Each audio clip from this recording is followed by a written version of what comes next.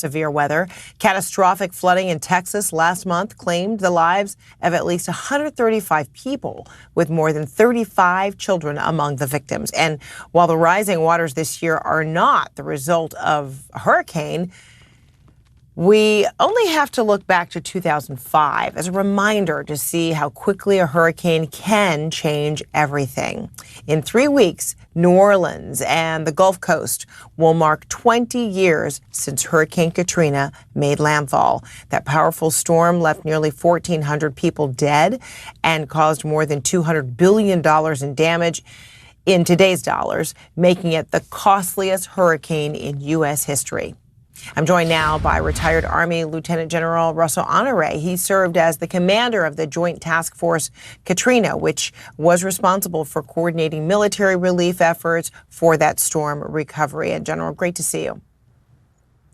Good afternoon, Fred. Well, it's hard to believe it's been 20 years, but, overall, are cities in a better positions today to prepare for flooding?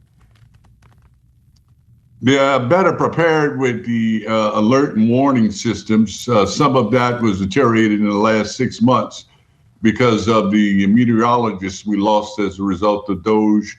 But the infrastructure was significantly improved after Katrina. We still have some way to go, as well as the process and procedures for responding to storms have been improved significantly since Katrina, because we expanded the size of FEMA to triple the size of it was. But in the last 6 months, they've lost about 60,000, a third of their employees. So while the process and procedures are there, we don't have the manpower we had even 6 months ago to be able to deal with the alert and warning, as well as the preparedness and the evacuation of people, as we saw in the July 4th flooding in Texas, Fred. Mm-hmm. And in fact, you're going to be speaking at a Katrina anniversary event tonight, right? Sponsored by the group levees.org. Are you confident the levees that were rebuilt and strengthened following failures during Hurricane Katrina, can withstand another storm, I guess, as powerful or tantamount to Katrina? Well, the standard that the government gave the Corps is build a levee protection system to a Category 3 storm. But Fred, once we learned since Katrina, the category of the storm does not dictate the flooding threat to New Orleans, because New Orleans levee system was originally built to deal with flooding, high water from the north, coming down in the springtime and overtopping the levees like it did in 1927, that developed all this infrastructure and developed governance. Katrina, on the other hand, pushed water up into Lake Pontchartrain and into a part of that flood protection system into the canals. And when the 17th Street Canal burst and the ones in the 9th Ward, the city flooded and 80% of the city was underwater. So levees.org was one of those NGOs developed after Katrina to keep the focus on the local governance of those levee boards that actually operate the levees. The Corps engineers build it, and it's turned over to state-appointed officials that maintain the levees. And they've been a big role in ensuring in our legislature and keeping the citizenry involved in how we can best protect the levees. And they've done a great job. And I'm speaking there tonight. This is the third event in New Orleans this week. So this is a busy time. Mm-hmm. It is indeed. In the aftermath of Hurricane Katrina, it did expose a lot of failures from the national government to state and local levels. President Trump is planning to phase out FEMA after this hurricane season. You already, remarked on the reduction of FEMA staff thus far.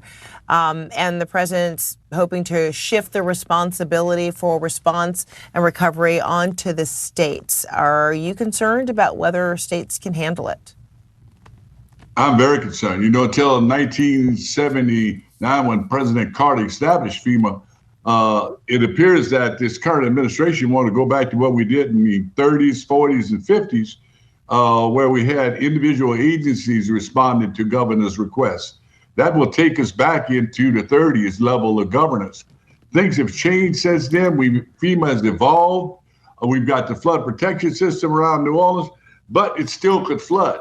If we had another Katrina that came in and the water came in stronger in the lake and it overtopped the levees. So it could be a repeat, but I strongly recommend the president not to act on a whim. I think they got a heads up on July 4th that they need FEMA, that they need somebody out front to coordinate not just the response, but the recovery. And hopefully there's don't destroy FEMA, Mr. President. Make it an independent agency and take it out of Homeland Security. Because right now, Homeland Security is taking money out of FEMA to build detention camps. They've told FEMA employees this week, you got to go help with deportation. If you don't go, we're going to fire you. We need to get FEMA back under the White House under the original intent. It only went there after 9/11 under the Bush administration. But FEMA should be separate organization working for the executive branch, and FEMA should be neutral party. Regardless of whether you're a red state or a blue state, you get the equal assistance. And right now, that's not happening, Fred. And I hope the president reads that decision. Well, perhaps the president is listening to Lieutenant General Russell Honore. So glad to see you. Thank you so much. Katrina 20, be prepared to evacuate. That is the bottom line. You got to be prepared to evacuate. Thank you, Fred. Really powerful lesson. Thank you so much.